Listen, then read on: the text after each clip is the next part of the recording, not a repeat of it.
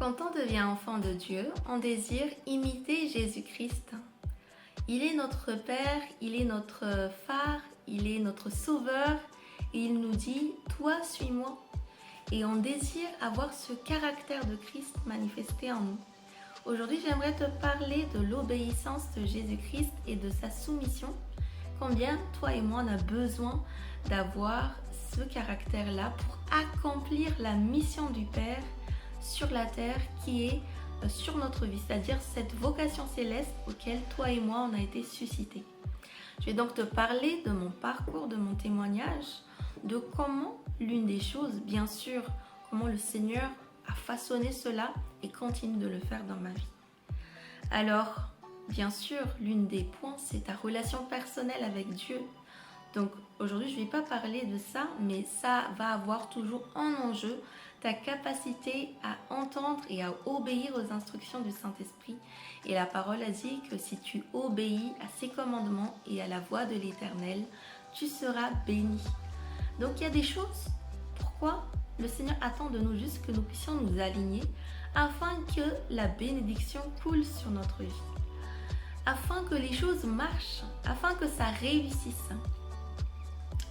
Donc 2 points qui m'ont aidé à progresser, que je dirais, où j'ai été mis dans ces circonstances où j'ai choisi parce que ma volonté était dedans. Premier point, donc c'est le mariage et ensuite le discipolat.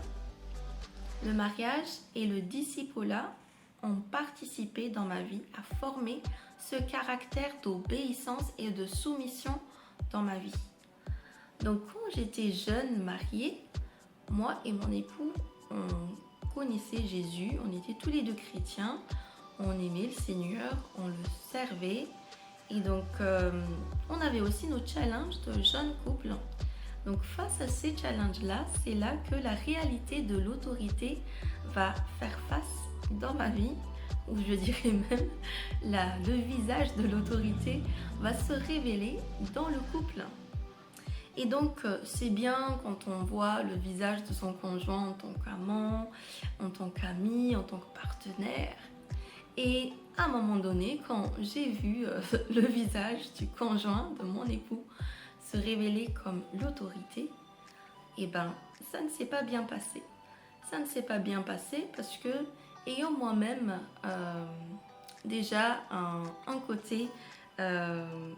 on va dire par rapport au passé, un mauvais rapport par rapport à l'autorité, on va dire quand même des mauvaises expériences, où j'ai vécu dans l'indépendance par rapport à mes parents, j'ai vécu dans une certaine rébellion quand même qui était là dans mon adolescence, et à un moment donné, toutes ces choses-là allaient se rattraper, malgré que je sois en Christ, parce qu'en Christ, on a besoin d'être renouvelé dans notre intelligence.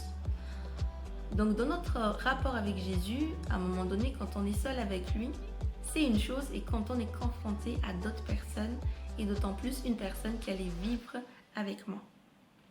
Et il y a eu des périodes difficiles dans le couple, dans notre couple, des difficultés dans notre communication, des incompréhensions, des blessures, le péché, toutes ces choses-là nuisent et atteignent notre harmonie.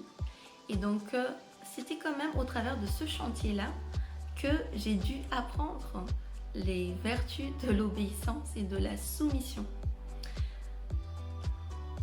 Donc, ayant déjà eu aussi un fort caractère, c'est-à-dire un côté où j'avais l'habitude de décider pour moi-même, de prendre des décisions, également d'avoir raison, de faire ce que je veux. Et donc là, j'allais être en face de situations pour trouver l'harmonie. Il fallait apprendre en fait à faire face.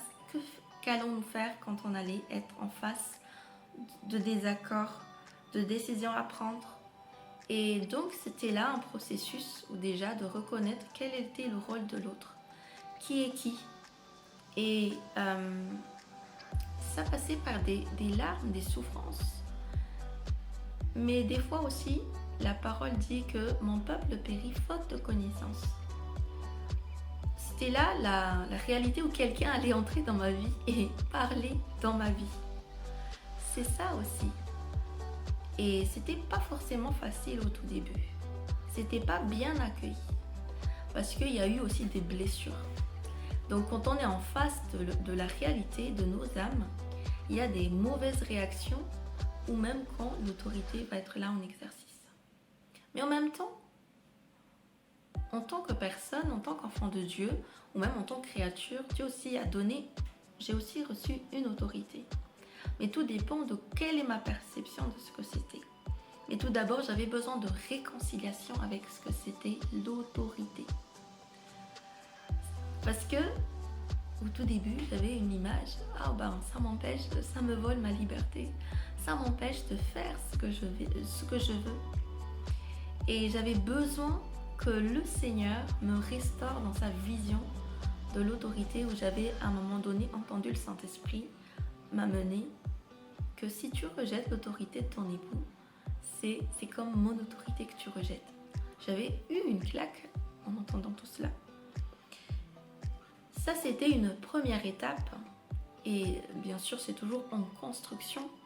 Je suis dans ma course, dans mon cheminement sur ce domaine-là.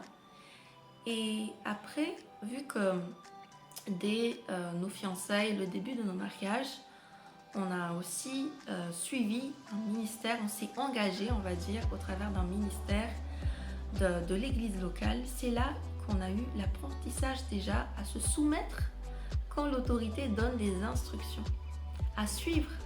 Parce que se soumettre, c'est être sous la mission de quelqu'un, à soutenir, à apprendre la fidélité. Et donc, quelque part, il y avait une mort à soi parce qu'on ne pouvait plus aller à gauche, à droite, faire ceci et cela. Mais il fallait aussi apprendre à se focaliser.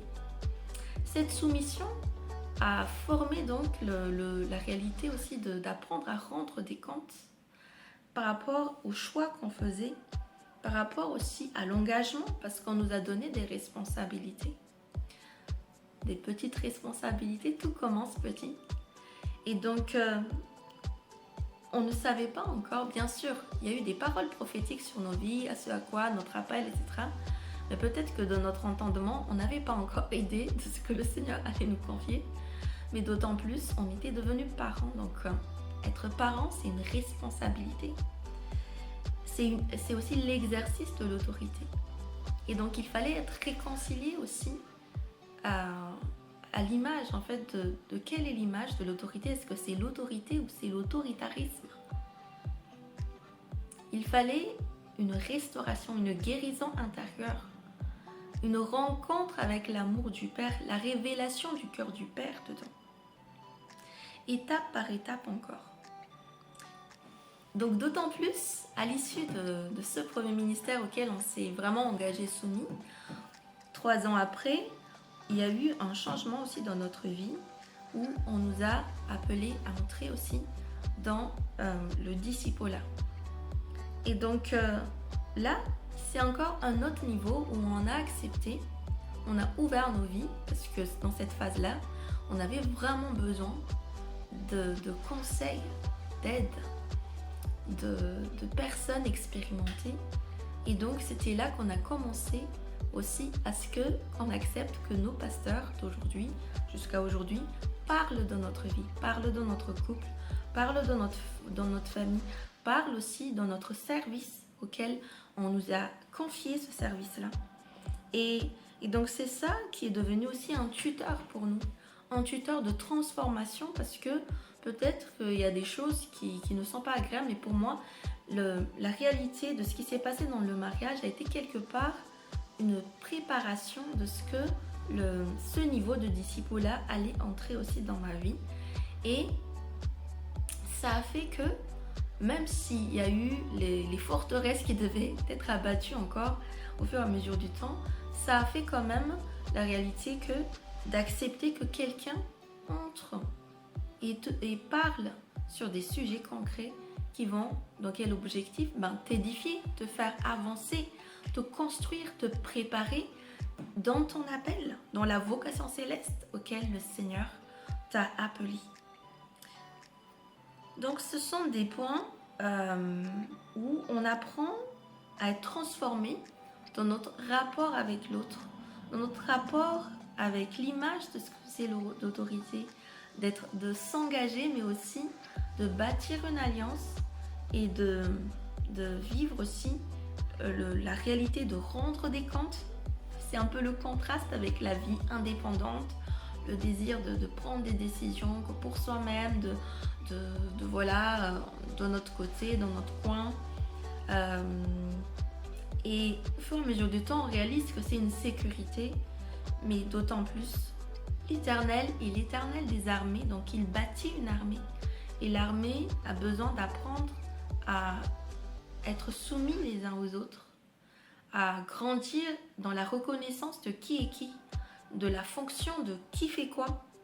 Parce qu'on peut rejeter l'autorité, on peut haïr l'autorité, on peut fuir l'autorité. Et malheureusement, on peut ne pas vivre ce que Dieu attend véritablement de nos vies. Quand j'ai vécu ce processus, je dirais que ma croissance a été quand même accélérée.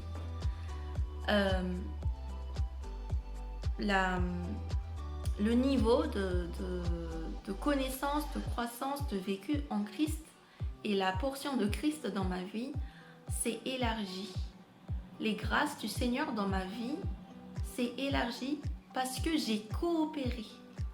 Il y a une volonté de ma part qui a dit oui, d'accord, je veux mettre ma volonté, oui, dans ces engagements que j'ai pris. Parce qu'il n'y a pas de fatalité où on se dit juste, voilà, c'est une ascendance, c'est quelqu'un qui fait, mais si toi tu ne veux pas, ben en fait tu ne veux pas. Et tu ne coopères pas. Par contre, si toi tu veux, ben les bénédictions du Seigneur vont s'opérer.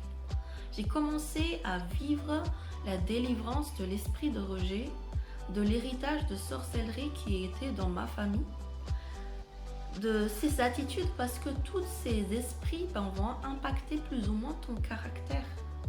Afin de laisser Christ, en fait, véritablement, c'est-à-dire tout ce qui est souillure de l'esprit et de la chair, vraiment être traité par la puissance du sang de Jésus. Quand tu t'alignes à la parole de Dieu, ben, le sang, l'esprit et la parole, ils sont d'accord. Et tu vis de mieux en mieux l'amour de Dieu, la révélation de Dieu, mais aussi l'autorité, parce que Dieu te donne une autorité.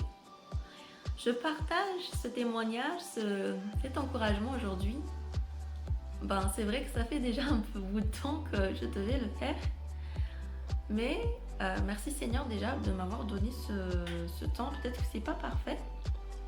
Mais je crois que dans les temps que nous allons vivre, Dieu va déverser une grande autorité sur ses enfants. Mais je crois que les enfants de Dieu ont besoin de grandir dans ces caractères en fait de Christ, qui est l'obéissance et la soumission, pour vivre dans la sécurité de Dieu, pour porter la responsabilité de cette autorité que Dieu va déverser sur son Église. Il y a donc une responsabilité quand on nous confie l'autorité. Oui, c'est pas juste de se dire ouais, je veux manifester des miracles, des puissances, etc. La puissance de Dieu, je veux avoir un grand ministère, je veux voir la lumière de Dieu et être encore debout. Et c'est pas juste de vivre la lumière, mais d'être là et de demeurer, d'être lumière jusqu'à ce que tu quittes cette terre. Tu pars de cette terre. Tout en restant dans l'humilité de Christ. La soumission est importante quand nous vivons aussi dans la réalité collégiale.